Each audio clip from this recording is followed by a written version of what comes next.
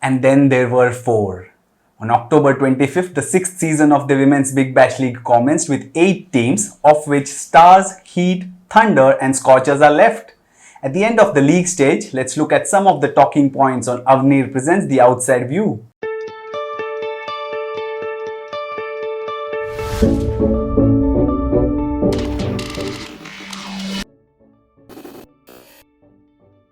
First up has to be Brisbane Heat's run. 7 wins on the trot in the last 7 games. The first half wasn't there clearly, and it seemed as if the side, which is which is the defending champions, would probably struggle to even make the top 4. But here they are.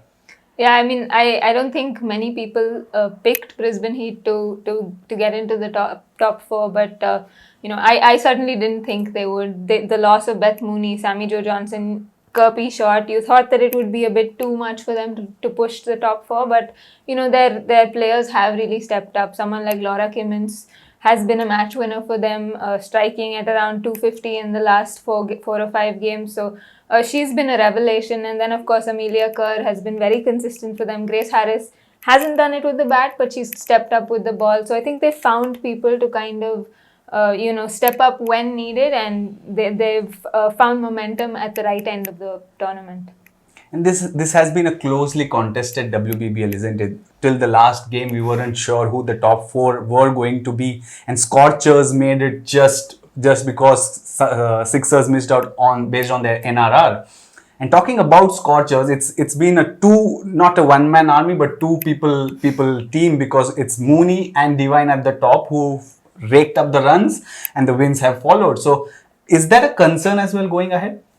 It probably is. I mean, at the end of the day, when they signed Mooney and Divine, they were looking at, replacing someone like Meg Lanning. They're lucky that both of them have fired. I guess they expected them to do a bulk of the scoring. It's great they're in good form, but that again means that, the middle order hasn't been exposed that much. Again, Amy Jones, someone who was injured, missed a lot of the games and is going into the knockout stages with little batting under her belt. So, I mean, as an international, they will expect someone like her to step up in those games. But I guess, we saw in the last league game that they look a little raw.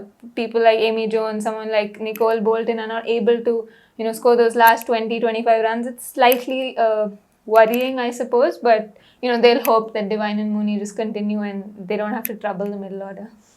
Yes, it's a case of the middle order not stepping up, because, as we said, Beth Mooney is at the top of run scoring charts with 524 runs, with Divine close behind at number 3.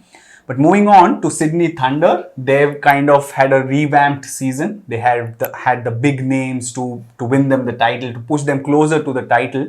And they began in that way. They began in right earnest, winning 4 of their first 7 games before again kind of losing track in the last 7. Yeah, I mean, it's true. They have kind of lost that momentum going into the back end. And I guess, like we spoke earlier, that you want to have that momentum going into the back end of the tournament. Heat have that. Thunder have kind of lost it. But again, I think they're the kind of team that some of the players like Phoebe Litchfield, Sammy Jo Johnson, Hannah Darlington are kind of finding their feet now, whereas maybe Heather Knight and Rachel Haynes have slightly run out of steam, but I'm sure come the knockouts, they will step up.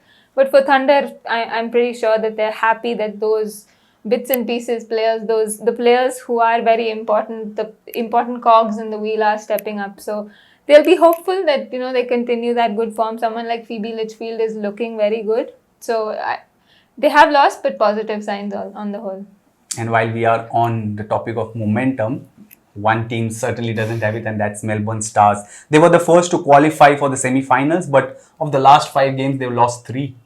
And it's a knockout stage, so it's really perhaps concerned team of the 4? Well, I actually don't think so. I mean, when you look at the losses, they've come back from positions where the opposition probably should have run away with the game, and Melbourne Stars have fought till the very end, pushed it to the last over, and people like Tess Flintoff have really stepped up for them. She's someone that I've been very impressed with, closing out the games with those Yorkers when senior bowlers haven't really come to the party. So I think, these games will hold Melbourne Stars in good stead. They've been put under pressure. When they won, they weren't necessarily put under too much pressure. They kind of bossed the competition. So I think the experience of being put under pressure will, help the youngsters in the squad. And while they've lost a bit of momentum, I suppose, I don't think it'll worry them too much.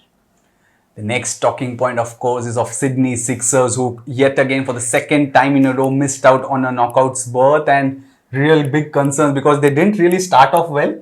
But the aura that Sixers have just pushed them closer to the knockouts, where we were kind of waiting on whether they'll qualify because of the net run rate. So disappointing season yet again. Definitely disappointing. I mean, I think a lot of people expected them to win or at least reach the final, and it's a huge disappointment with Sydney Sixers. I mean, Alyssa Healy kind of found her form towards the end. They kind of looked like they had found a bit of rhythm, with the bat at least. Their fielding was atrocious. And I think, having said that about Sydney Sixers is very surprising, because you think of people like Erin Burns, Angela Reeks, Elise Perry and Marizanne Kapp, and you are saying that they probably fielded the worst in the competition is a surprise. And I think, those things, the little things didn't work for them. Losing Ashley Gardner when they did, the Hayley Silver Holmes gaff, I think it all kind of compounded. It didn't really help their case. They didn't play very well, but, I guess issues kind of compounded and made it that much worse for them. I can sense the disappointment in your voice because they were one of the favorites. But talking about troubled times and not making it, Hobart Hurricanes, they've kind of made the last spot their own. People fight for the top spot, but here they are finishing last for the third time in a row? Yeah, I mean, when you look at Hobart Hurricanes, you looked at the recruits and there was a little bit of hope. I thought maybe they would finish 6th or 7th at worst. And again, they haven't quite found that winning combination. I think, they're probably going to have to take a good hard look at themselves and figure out who they want to recruit, who this team revolves around, whether they want to retain Corinne Hall as captain and build around a skipper. I think that's something that they'll have to probably figure out as to, how they want to build their team going forward. And it was disappointing, but hopefully, next season they'll come out with a few learnings and potentially do something like Thunder has. Right then, this was perhaps the closest WBBL contested over at least the last 3 years, and 4 teams left, 3 games left. Remember, it's the knockouts, 2 semi-finals and 1 final, all to be played under lights. This is a delightful factor this season. Your thoughts about that before we wrap up? Well, I think it's huge. I mean, the fact that the women are playing prime time in Australia, of course, I think it shows how far the game has come. The WBBL at first was a combined tournament alongside the men. Now it's a standalone, and then now finally you have the women playing at under lights on a nice ground, on a ground that's probably hosted the most amount of women's cricket in Australia. But it shows how far the game has come, and it's really exciting to see. Right then, we have the semi-final lineups. Stars take on Scorchers while Heat face Thunder. Who will make the finals? It's for all of us to guess. That's it from us this time on Avnir Presents The Outside View.